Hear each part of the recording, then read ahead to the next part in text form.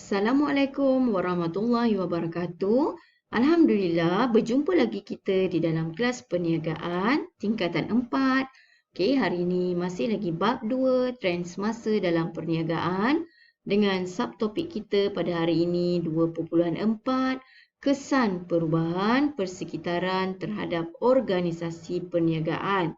Okey, jadi kita nak lihat, kita tahu setiap trend dan faktor persekitaran akan memberi kesan kepada persekitaran perniagaan kita. Kita tahu kita ada trend meningkat, trend menurun, trend mendatar dan kita ada faktor persekitaran, faktor dalaman dan faktor luaran.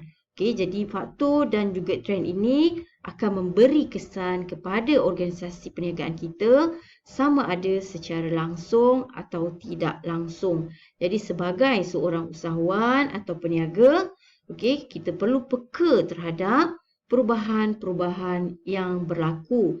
Jadi hari ini kita nak lihat 3 kesan perubahan dalam organisasi perniagaan iaitu dari aspek pasaran, aspek trend dan aspek undang-undang. Jadi kita lihat dulu 2.4.1 kesan perubahan dari aspek pasaran. Terdapat 3 kesan perubahan fashion dan gaya hidup pengguna. Contohnya kalau pada satu ketika dulu, rakyat Malaysia gemar membeli CD ataupun cekera padat untuk mendapatkan muzik kegemaran mereka. Tapi kalau hari ini gaya hidup tersebut telah bertukar di mana rakyat Malaysia lebih gemar memuat turun daripada internet. Jadi hal ini memberi kesan kepada pembekal CD. Kerana pasaran mereka menjadi semakin kecil. Mungkin ada yang membeli tapi hanyalah segelintir kecil sahaja. Kita lihat kesan yang kedua. Berlakunya lambakan barang import. Jadi kemasukan barang import yang murah tanpa sekatan boleh menjejaskan perniagaan tempatan. Jadi ini pun salah satu daripada kesan perubahan dari aspek pasaran. Yang ketiga ialah pembangunan dalam teknologi di mana pembangunan dalam teknologi ini memberi kesan kepada pasaran barang kerana wujudnya barang-barang baharu seperti kamera digital, telefon mudah alih, televisyen beresolusi tinggi, pencetak tanpa wayar dan lain-lain menyebabkan permintaan untuk besi lama produk semakin berkurangan. Akibat daripada pembangunan dalam teknologi. Seterusnya kita nak lihat pula 2.4.2 kesan perubahan dari aspek trend. Ini kita dah lihat pada 2 minggu yang lalu. Di mana kesan perubahan aspek trend dari aspek guna tenaga. Kalau masih ingat lagi pelajar-pelajar guna tenaga, cikgu kata merupakan tenaga buruh yang terlibat dalam kegiatan ekonomi untuk menghasilkan barang dan perkhidmatan.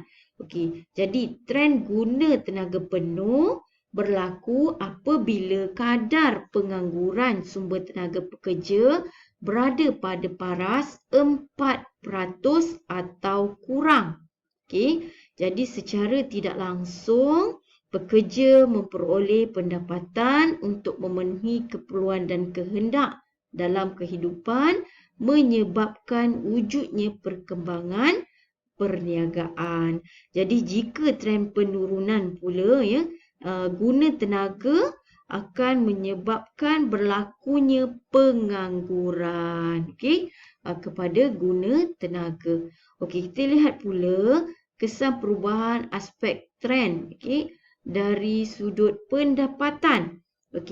Pendapatan persendirian merupakan jumlah nilai pendapatan yang diterima oleh individu dalam satu jangka masa tertentu Biasanya 1 tahun, sama ada daripada kegiatan produktif ataupun tidak produktif. Jadi pendapatan tersebut boleh digunakan untuk meningkatkan atau merancakkan pertumbuhan ekonomi. Okey.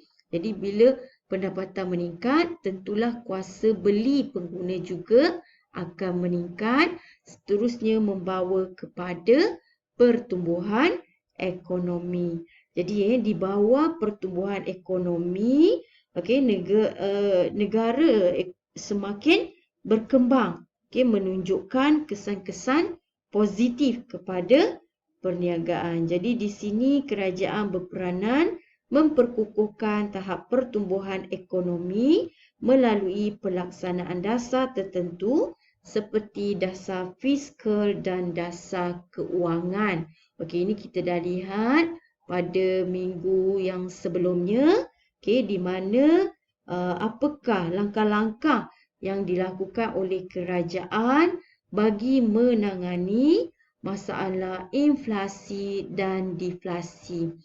Okey, seterusnya kita teruskan dengan 4.3 iaitu kesan perubahan dari aspek undang-undang. Okey, jadi kita ada 3 kesan perubahan dari aspek undang-undang. Yang pertama ialah melindungi perniagaan daripada sebarang penipuan. Okey, sama ada pembeli ataupun pengguna. Okey, jadi kerajaan telah memperuntukkan Akta Kontrak 1950, contohnya Akta Kontrak 1950, di mana penetapan bahawa setiap perjanjian perlu wujud konsep balasan atau pihak yang membuat kontrak. Balasan ni merupakan faedah yang diperoleh oleh semua pihak yang menjalankan urus niaga, sama ada pembeli ataupun penjual. Jika pihak tersebut gagal, salah seorang pihak tadi gagal mendapatkan faedah atau balasan, automatik kontrak tadi akan terbatal. Okey, contohnya, Puan Nurbahijah bersetuju menjual sebuah rumah teres dengan harga RM300,000 kepada Encik Ismat. Penjual rumah perlu menyerahkan rumah teres tersebut kepada pembeli setelah Encik Ismat menyelesaikan semua pembayaran sebanyak RM300,000. Jadi selagi pembayaran tidak diselesaikan sepenuhnya, penjual tidak perlu menyerahkan rumah tersebut kepada pembeli. Ini bagi mengelakkan berlaku sebarang bentuk penipuan dalam urus niaga. Okey, kita lihat pula kesan yang kedua, mewujudkan sistem perniagaan secara adil. Okey, di mana kerajaan telah menggubal dan meluluskan Akta Persaingan 2010 yang mana memberi peruntukan kepada sesebuah perniagaan bersaing secara adil serta mengelakkan daripada terlibat dalam perjanjian persaingan termasuk penyalahgunaan kedudukan dalam sesebuah perniagaan. Okey, jadi kita tengok contoh di mana contohnya syarikat besar luar negara menjalankan dasar lambakan, mengeluarkan banyak produk untuk mengeluar atau menyingkirkan perniagaan bersaiz kecil daripada pasaran. Jadi dasar lambakan ini sebenarnya adalah strategi perniagaan untuk menjual produk dengan harga di bawah kos. Jadi pada waktu itu, memang syarikat besar luar negara ini akan mengalami kerugian tapi hanya dalam jangka masa pendek. Tapi apabila syarikat atau perniagaan kecil ini telah berjaya disingkirkan, barulah syarikat besar luar negara ini akan menaikkan harga produk tersebut. Itu di mana mereka ni akan mendapat keuntungan dalam jangka masa panjang. Okey, kita tengok pula kesan yang ketiga. Okey, melindungi hak semua pihak di dalam perniagaan. Okey, contohnya syarikat filem A telah menyalin semula filem yang dikeluarkan oleh syarikat filem B.